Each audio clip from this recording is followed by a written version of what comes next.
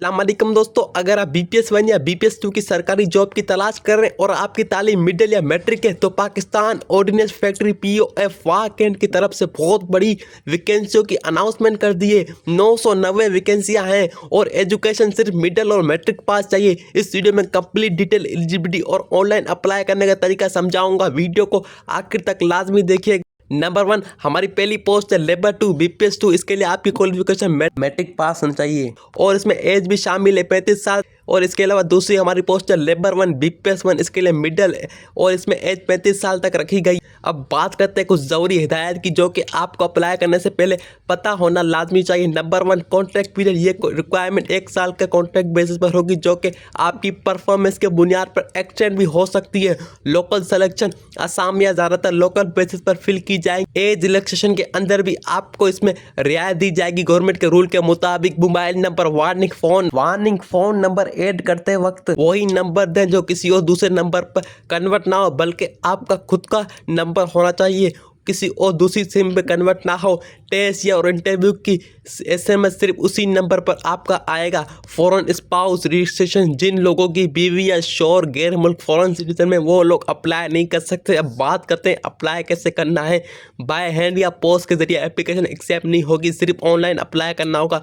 आपको कोरम पर जाके ऑफिशियल वेबसाइट www.pof.gov.pk पर जाना है। के सामने जो पेज नज़र आ रही है pof.government.pk, हमें इस पर फिर क्लिक करना है। जैसे ही हम क्लिक करेंगे तो हमारे सामने पाकिस्तान ऑर्डिनेंस फैक्ट्री का वेबसाइट ओपन हो जाएगी। हम थोड़ा स्क्रॉल करेंगे तो हमारे सामने उनका एप्लीकेशन जो हमने अभी आपको दिखाया पोस्टर, वो हमारे एडवर्टाइज में हमें नज़र आ जाएगा। फिर हमें अप्लाई नाउ पे हमें फिर क्लिक करना होगा।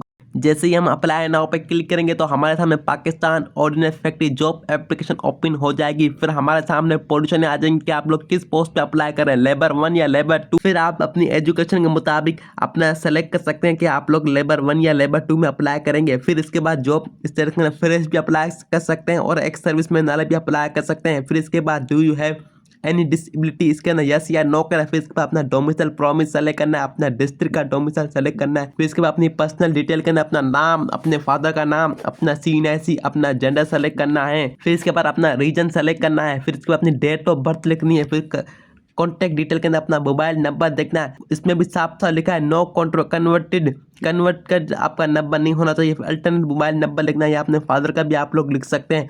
परमानेंट एड्रेस, अपना सिटी आपने सेलेक्ट करनी है। फिर इसके बाद अपना प्रेजेंट एड्रेस, अपनी सिटी। फिर इसके बाद अपनी एकेडमिक डिटेल के अंदर अपनी एजुकेशन मिडिल या मैट्रिक आपने लिखनी है। अपनी ओपन मार्क, टोटल मार्क, आपने किस बोर्ड से आपने वो करी थी वो आप लोग लिख सकते हैं। फिर वर्क एक्सपीरियंस के अंदर आप लोग अगर चाहें तो लिख सकते हैं या नहीं भी लिख सकते हैं। अगर आपका कोई एक्सपीरियंस है तो आप अपनी पोजीशन का नाम, अपना ऑर्गेनाइजेशन किस आपने काम किया, अपना जॉब डिस्क्रिप्शन, अपना फॉर्म कब से और कब तक आपने काम किया, आपने फिर सेव करके आपकी एप्लीकेशन सबमिट हो जाएगी। और एक बात का खास ख्याल रखें, इसका कोई भी चालान नहीं है।